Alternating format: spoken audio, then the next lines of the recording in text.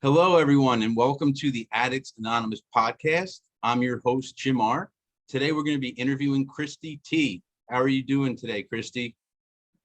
Very well, thank you. You're doing well. It's good to hear. Good to hear. So, as usual, let's dive in and start telling us a little bit about yourself. Maybe we could start with you when you were young. Okay, so I was born and raised in Seattle, Washington. I was adopted as an infant, and I don't know anything about my birth parents, except for my mom was really young, like 14, and decided to place me for adoption. And I was adopted into a very loving home. My parents are, they're very, they're very just upstanding folks. They're just good salt of the earth people. And If you don't mind me asking, at what age did you find out that you were adopted? I don't remember not knowing. So you've known for a long time. Yes, it never was like, now we're going to tell you that you're adopted. I don't have a recollection of not understanding that I was adopted. And the way that they put it was like, we chose you, and the rest of my siblings just happened.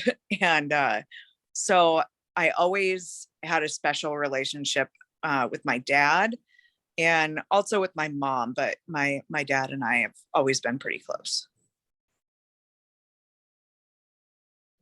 So is there anything that you look back and remember that might have, because so what happens is a lot of people look back and they have stuff that they remember that actually led into their addiction. Do you think being adopted had anything to do with that?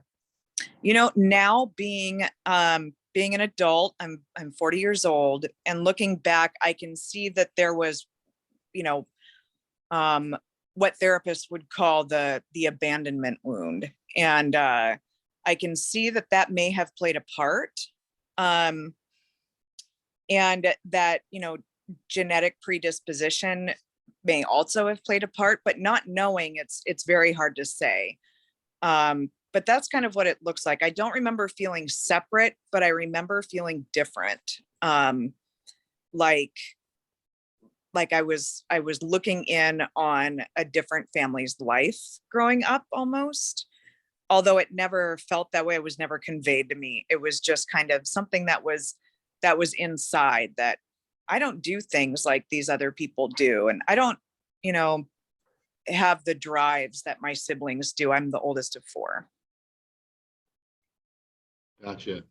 So that's good. They made you feel included. How is it at school? I know kids could be cruel. So at school, I always had a lot of friends. I was generally like always kind of a class clown, and put myself out there for like, discipline at school just by kind of doing eccentric and antics that would seem risky and concerning to adults, I think. So when was the first time you were ever exposed to drugs or alcohol or anything like that? So my family were always, moderate drinkers. And I don't remember, alcohol wasn't my primary substance at first. I initially started smoking weed when I was about 12, and that developed into hallucinogenic use like shortly thereafter. That's Followed really by, young. 12 years yeah, old is really young. yeah. I don't know. It was, I think, my first exposure was like, behind the school in the afternoon with, a group of friends that I had known for a while, and then some that I hadn't. And there might've been older kids involved. I don't really remember, but there was nothing in my head that said, you should not do this. There was nothing in my head that said that, this is wrong or you should beware. I was always kind of all gas, no brake. And that seemed to smoking marijuana or getting high, seemed to fit kind of where I found my values at that time. I was born and raised in Seattle. It was the grunge movement. And drugs just seemed to kind of fit the culture that I was migrating into. Grunge. Haven't heard that word in a while. Looking back at well, actually, you know what? I was talking about Kurt Cobain the other day, the 27 Club, which ties Yeah. into drugs and addiction because, I mean, before he killed himself, he did shoot himself up with a lethal dose of Valium and heroin, and then he shot himself supposedly. Jim Yeah. Morrison Yeah. I've died heard of that. yeah, Jim Morrison died of alcoholism. Janis Joplin, Jimi Hendrix, Brian Jones, the founder of the Rolling Stones. Yeah. Yeah. And a few others. I think Amy Winehouse Amy too. Winehouse. There's a ton. There's a lot of Yeah. musicians that we haven't heard about, but some musicians know the old blues guys, things like that, that they Yeah. also died at 27. Yeah. But it goes to show you, drugs don't choose. They don't discriminate. They can, whether you're a rock star millionaire or just a regular Joe on the street, it affects It's us the all the truth. same. It's the same thing.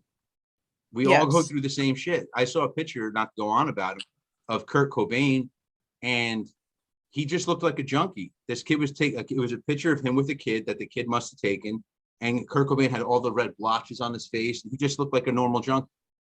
Yeah. Very true. And that was kind of that culture. Lane Staley from Alice in Chains, they were from Seattle as well. He died.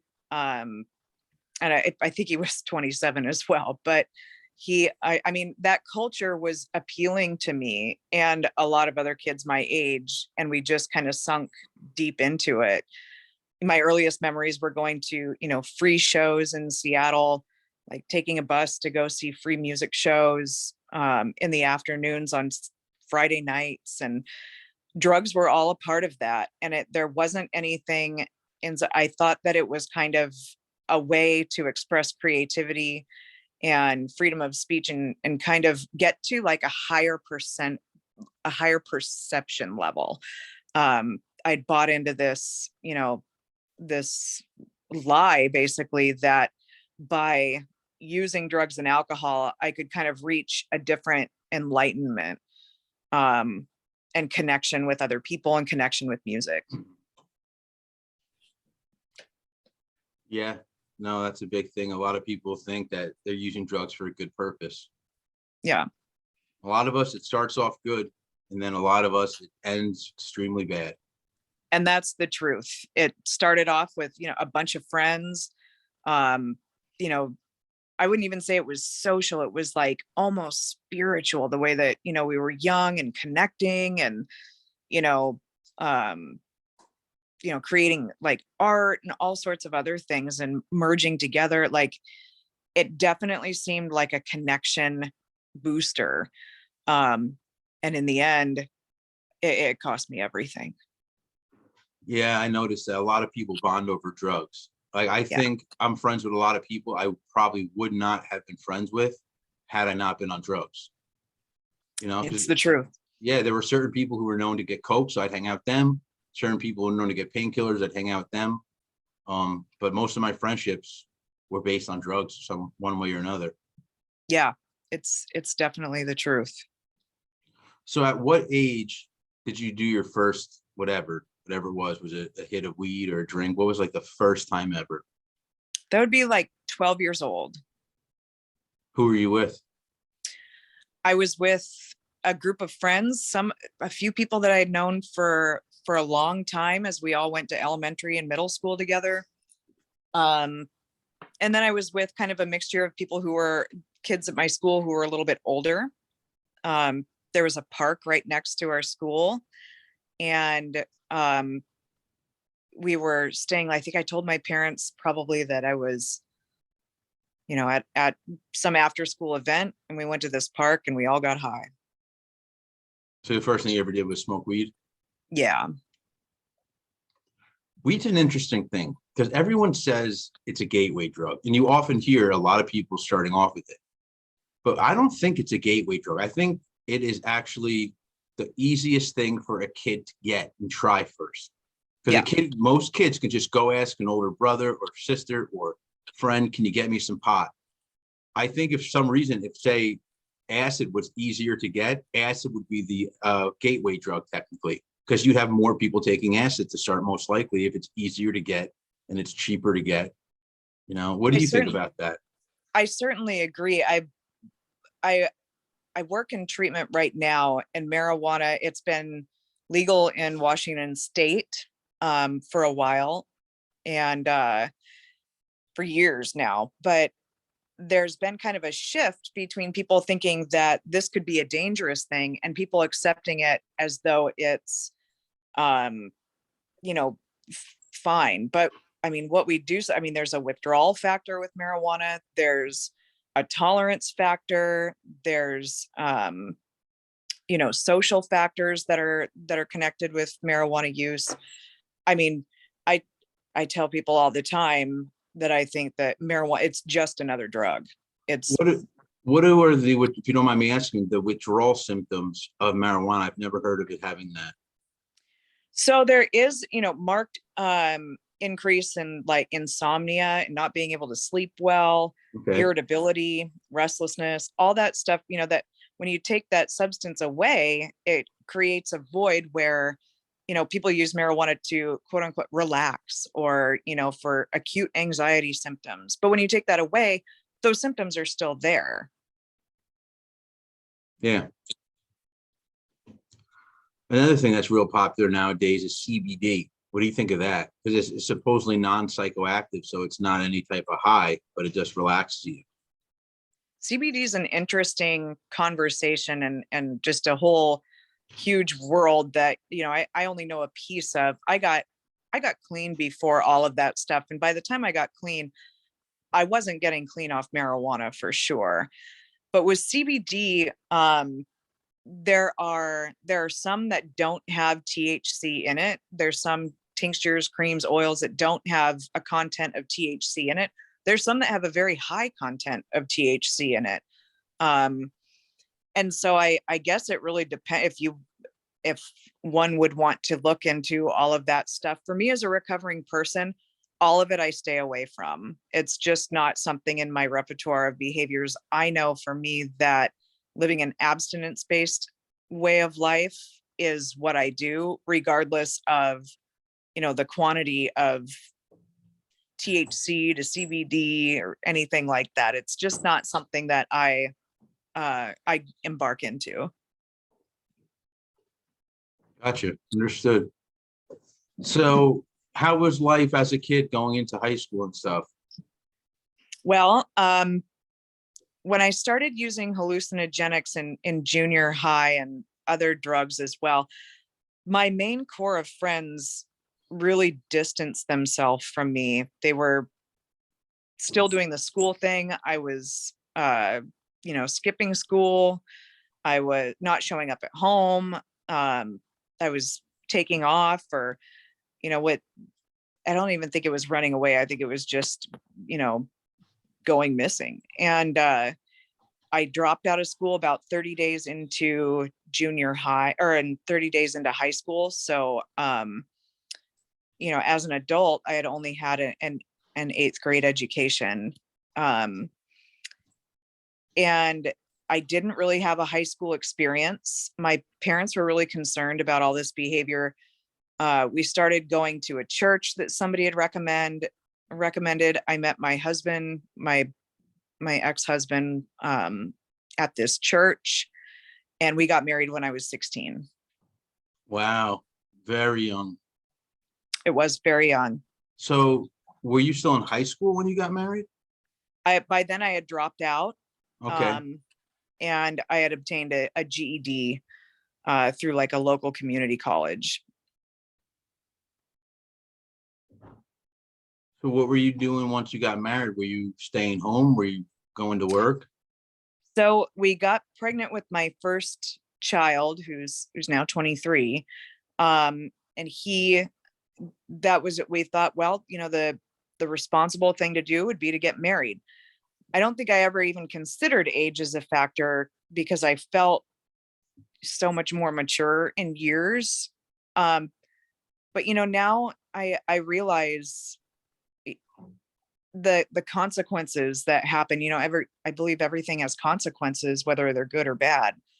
And that had, good consequences. But it also had pretty negative consequences. I became a stay-at-home mom immediately. And I managed to not use during all of my pregnancies, to not drink or use during all of my pregnancies. But I did not have a commitment to not drinking or using for my life.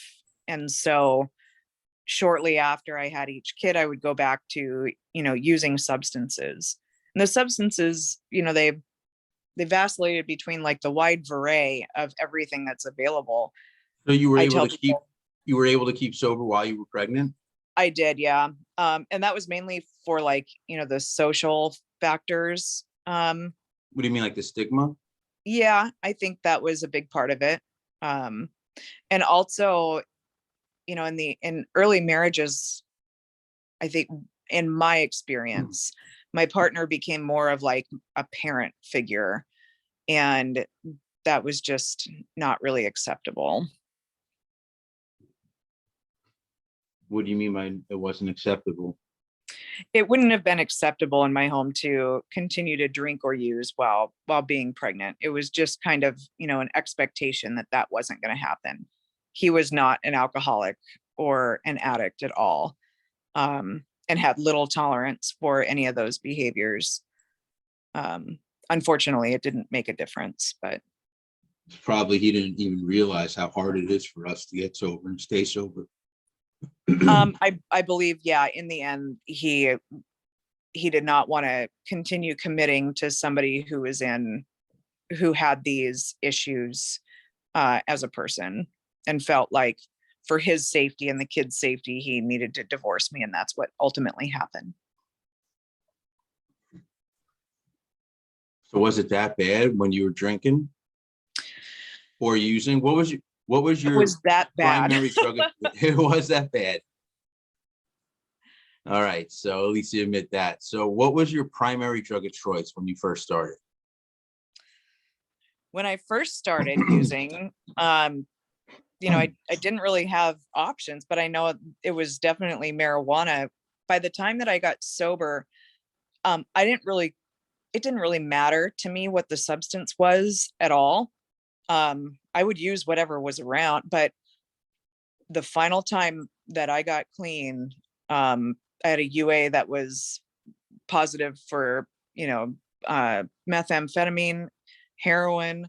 I was trying to do the methadone treatment thing, Xanax as well, and alcohol.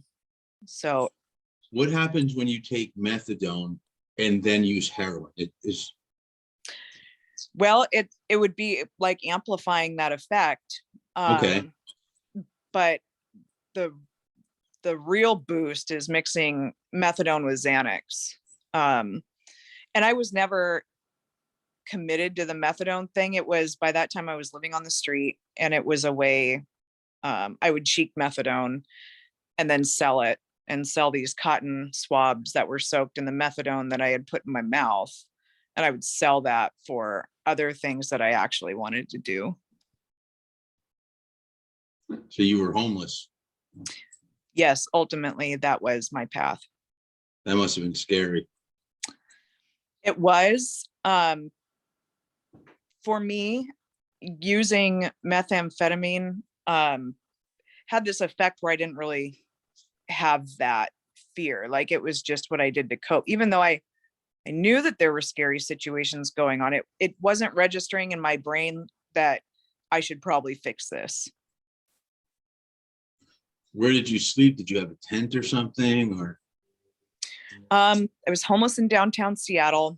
There was a large encampment underneath a freeway that I stayed in. But ultimately, so explain an encampment. You mean an encampment is just a bunch of people?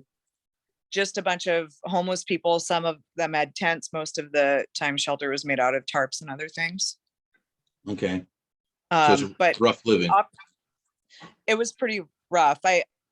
I didn't require a lot of sleep during that time, just due to all the stuff that I was taking, and maybe the danger aspect of just continuously trying to cope and walk around.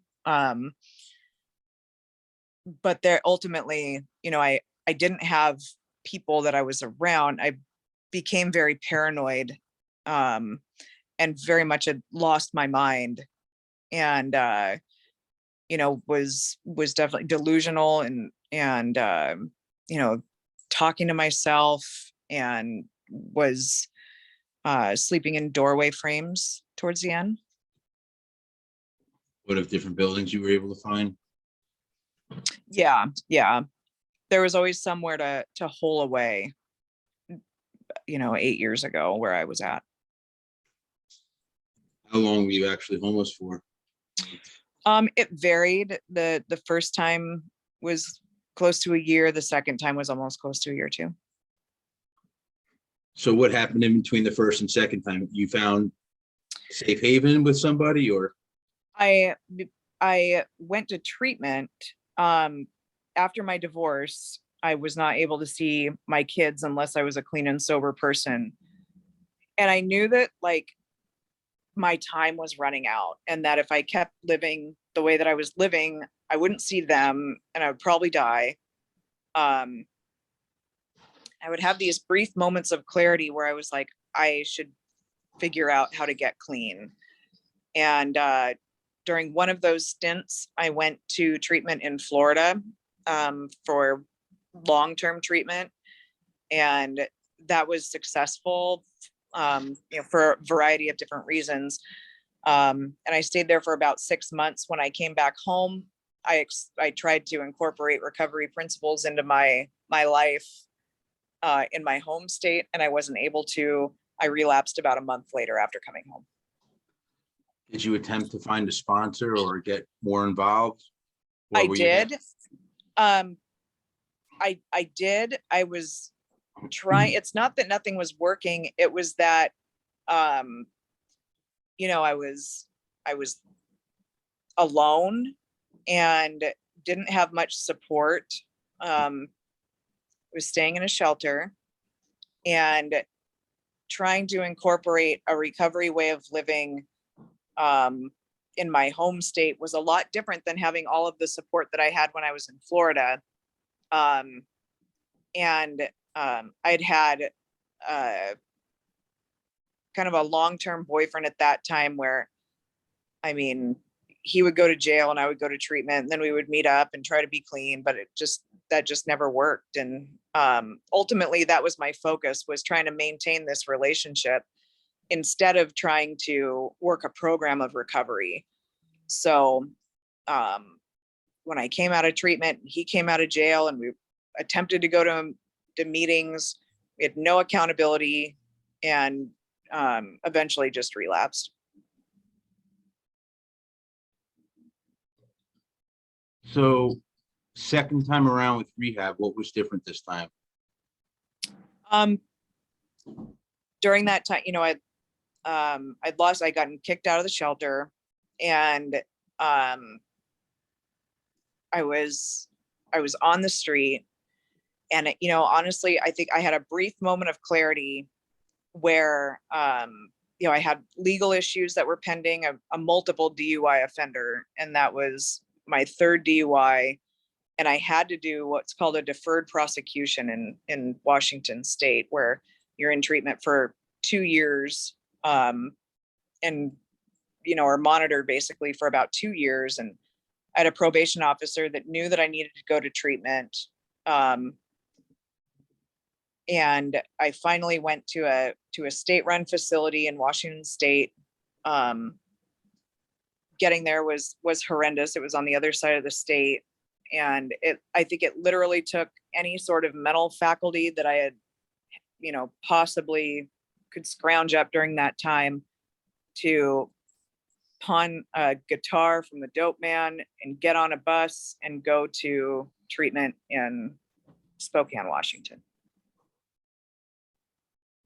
So actually backtracking a little bit, you said that you were thrown out of a shelter. So when was the first time you entered shelter, and what was that life like living there? Um, I thought it was very scary. There were other women who, to me, were frightening to me. And I would try to enter into inner city shelters and have that experience where things seemed very hostile. And so I would leave. Being on the street seemed like I could manage myself better on the street than I could manage what was going on in the shelter around me. What do you mean by hostile? Like theft, violence, A lot of fights. yeah, other people's erratic behavior. You know, it was definitely a lot. I mean, shelter housing is traumatic at some level. That sucks. Yeah, it's it definitely was scary to me as I remember it being. It could have been my own paranoia, but that was my experience with that. And somehow I had reconciled myself to being on the street, and using was safer for me as an individual than it would be to go into a shelter and be around other people's erratic behaviors and not be able to cope or manage with that. And around this time, how old were you? I was 31.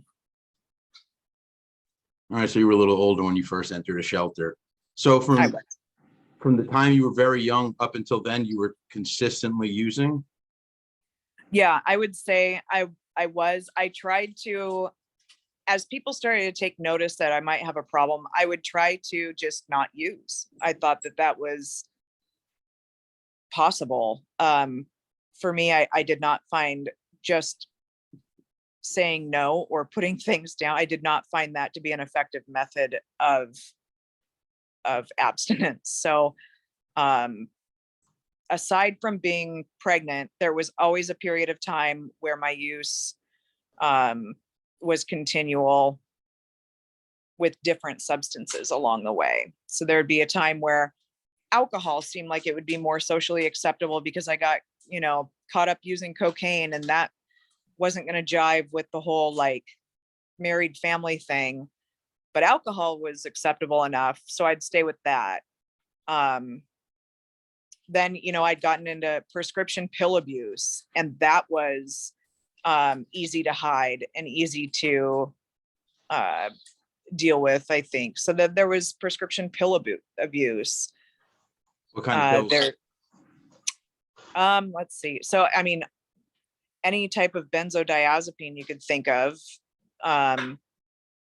After my fourth daughter was born, I had a series of like medical issues that necessitated the need for painkillers. But I realized that I could just keep getting them if I just kept lying about symptoms. So I did that. You have 4 kids, huh? I do.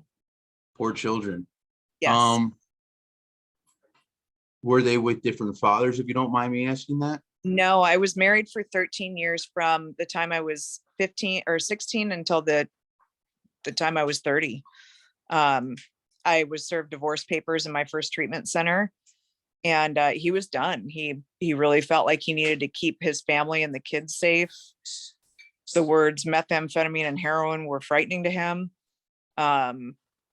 He thought that I was just struggling with alcohol. But I was unable to be honest about anything. I was going to say, this might be a tough question, but yeah. Do you think he should have left? Was he right for what he did? Or yeah, was he wrong? No, he wasn't wrong. I think that I was probably given a lot of opportunity to not use substances during 13 years of marriage. And I think that at some point, what was going on was I was, leaving at nighttime and not coming back until, the early morning when he went to work, and then lying about what was going on. The car broke down. Oh, I just slept in a parking ride. And this was so not acceptable to him. And for the family, I think, it made him crazy. When we finally had a family conjoint session at a treatment facility, he said, I thought I was just going crazy. What was it called? It was family treatment? A family conjoint session. So Okay. we were, and I was in inpatient treatment, but the family was invited in for hopes of, some sort of, acute marriage and family counseling. And it also gave the family an opportunity to let their person in treatment know how they were affected. And so he showed up to that, basically on the premise that, we weren't getting back together, but that it would be necessary to maintain some sort of civil relationship. How were your children, because you had 4 children, how were they affected by all your abuse? They've all been affected. I think, nobody gets out alive. I mean, it just, it completely decimated my family. So my oldest son, who's 23, they all felt abandoned by me. He, especially because we had such a strong bond, I think has had a lot of work in therapy to try and get over it. He's a successful person. He went to the University of Washington for 4 years and graduated with a bachelor's degree, and has just done really well for himself. But emotionally, I think he's still dealing with issues of trauma from when I left, and then their dad having to figure out how to raise 4 kids while holding down his job, and all of that. So meanwhile, just a complete severance from myself as their mom.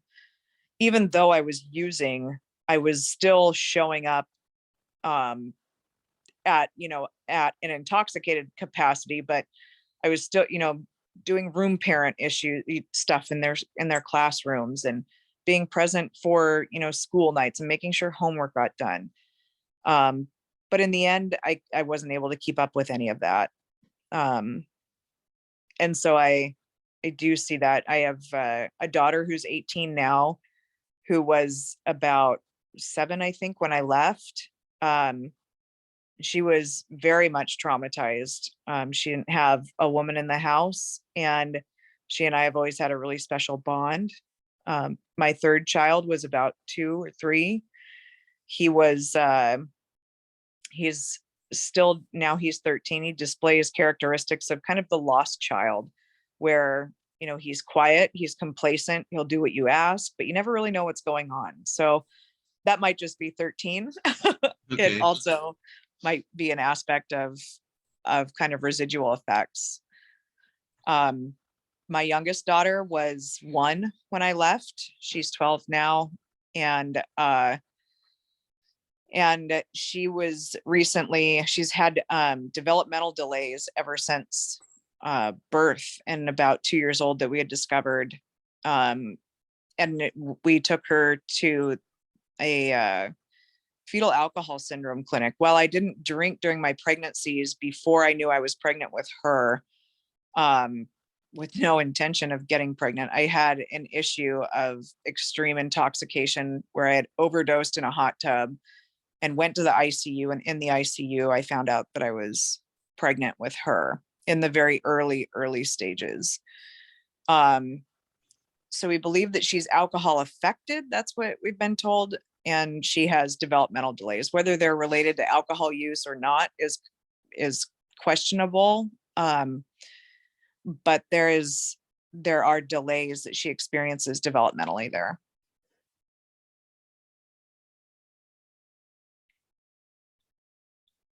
Did your children ever come to you with specific ways that, like kind of like, when you have an intervention, people are allowed to speak their mind, like you said earlier? Did your children ever tell you anything specific, like, Mom, you missed this, or you didn't do that, or maybe I don't know if you had any times where you were abusive? My kids know that what happened after our divorce, and they know my story of recovery. They've all been to speaking events where I've spoke directly to this. They've never told me they told me how it's affected them in areas like, I'd really, wish that somebody had been here for that and you weren't there. But they also know and have a deep understanding of what addiction and recovery is. And for the most part, what the feedback that I get from them is how grateful and how happy they are that I'm a recovering person and that I'm involved in doing the things that I do today.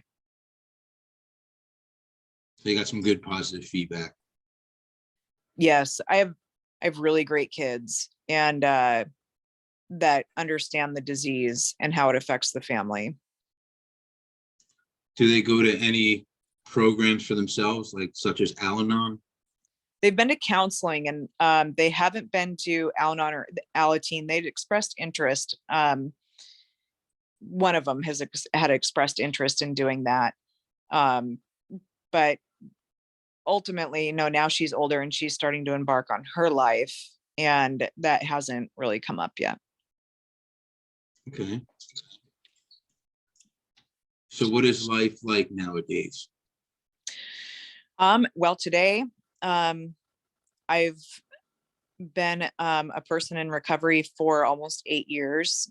I had managed recovery housing in my area ever since I had gotten clean, and that opportunity just kind of fell into my lap and really helped kind of bolster my sobriety throughout the years. And I got remarried in 2020 during the pandemic. My whole family was a part of that event. My children are in love with their stepdad, and have always been accepting of that relationship. We recently, bought a home, and we both have stable jobs, and I work in treatment. I realized that, the only thing I'd been successful at when I was about 2 years clean, I realized that the only thing I'd been successful at was, raising my kids and, getting sober. And if I could give back in that capacity at a larger scale, I would want to do that. And I went to school and I became a substance use disorder provider in Washington State. I've been a counselor for 6 years, going on 7. And I recently took a new position as in treatment management as a treatment supervisor. So what do you do? Are you actually at a rehab facility? Yeah, I've been working in treatment at different rehab facilities, ranging from methadone MAT treatment to your standard issue outpatient treatment. And now I work at an inpatient facility. Pretty cool. What is your job like there? What kind of stuff do you have to do on a day-to-day basis? So that job entails supervising other counselors who want to become counselors and are kind of new in their career status. And, also it's kind of, putting fires out and solving larger problems that happen on site. So. Pretty cool. Yeah. So what is something that you've learned along the way that you think you could pass on some words of encouragement, words of advice to the people who are listening right now and watching? I know that, and it's so cliche, but if someone like me could get clean, I believe that anybody could. I have a strong value that it doesn't matter what you're coming out of, that you can come into something good that's only provided by utilizing a program of recovery. I don't believe that people who take medications to support recovery behaviors are not people who are in treatment. I believe that they too can also get clean and sober by utilizing principles of recovery. Understood. And what is your routine for you? Is there anything specific you do to keep sober? I know you got Yes. sober. How do you keep sober? So, I have a home group that I've had ever since I've gotten clean. I have a sponsor that I work steps with. She has a sponsor who has a sponsor. I'm not, I'm not, proprietary to either, Narcotics Anonymous or um, Cocaine Anonymous or AA. I believe that it all encompasses the values that we try to create when we're trying to become recovering people. So I go to meetings, and I provide service at the meetings that I go to. And it's a commitment. I attend conventions. My husband and I met in our home group, and our lives, we speak a lot of recovery in our lives on a daily basis. Well, that's good. Yeah, your partner is also in recovery. Yes. Yeah. I think so. For me, that would be the only way. The only way, because I guess it's important. You want to feel understood. Yeah. Yeah. And to it's the number one thing in my life that keeps my life going, is being a person in recovery. So if I had someone that I was with who didn't have that, I don't know how much compatibility we would really see together. Gotcha. So that's great. So what are your plans for the future? Anything that you got in mind? Anything that you goals you've set for yourself besides staying sober? Yeah. Yeah. So, I have a lot of goals.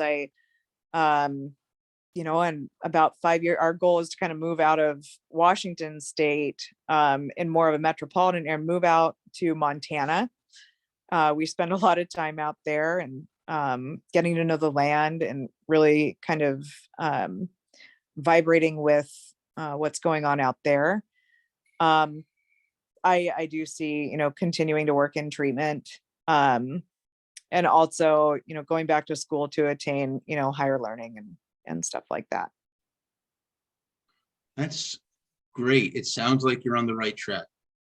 Yeah, there's the future is very, very bright for me. Okay. It's good to have goals and plans and to be living life happily and sober. I do think so too. All right, Cristy, I want to thank you for coming on today. How do you feel? I feel great, Jim. Thanks so much for having me, for the invite. Um, for listeners, you've got just a really cool thing going on here. Thank you very much. And for our listeners that might be listening or watching, if you're on YouTube, go below to our logo and click subscribe. Also give us a like. You can also join our Facebook group. One thing I suggest is checking out a Zoom meeting, which you can go right under the events tab. You can also give us a like and a review. And that's all I have for today. So until next time.